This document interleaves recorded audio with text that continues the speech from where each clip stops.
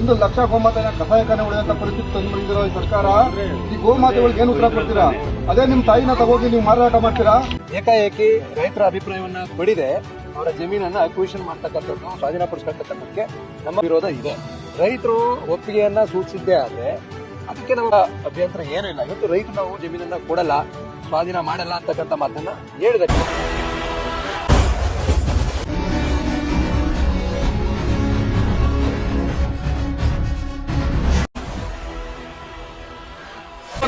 ನೀವು ಸರ್ಕಾರ ಕರುವುದಷ್ಟೇ, ಇನ್ನೇನು ಮಾಡೋಕ್ಕಾಗುದಿಲ್ಲ.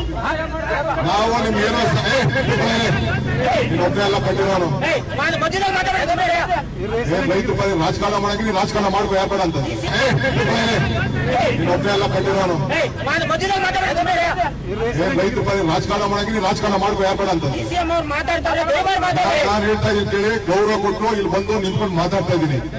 ಈ ಎದುರಿಕೆಗೆ ಈ ಇದಕ್ಕೆ ಎದುರುಗಡೆ ಮಾತಾಡಿದ್ರೆ ನಾನು ಇಲ್ಲಿಂದ ದುಡಿಯೋತೀನಿ. ನೀವೇನ್ ಬೇಕಾದ್ರೆ ಮಾಡ್ಕೊಳ್ಳಿ, ನೀವೇನ್ ಬೇಕಾದ್ರೆ ಮಾಡ್ಕೊಳ್ಳಿ, ನೀವೇನ್ ಬೇಕಾದ್ರೆ ಮಾಡ್ಕೊಳ್ಳಿ. ರೈತರು ವಿಷ ಕುಡಿಯೋ ಮಟ್ಟಕ್ಕೆ ಬಂದ್ರು, ಸರ್ಕಾರ ನಮ್ಗೆ ಸಹಕಾರ ಮಾಡ್ತಾ ಇಲ್ಲ ನೋಡಿ. ಆಸ್ಪತ್ರೆಗೆ ದಯವಿಟ್ಟು ಅವ್ರನ್ನ ಆಸ್ಪತ್ರೆಗೆ ಕೂಡ ಬೆಲೆ ಕೊಡ್ತಾ ಇಲ್ಲ.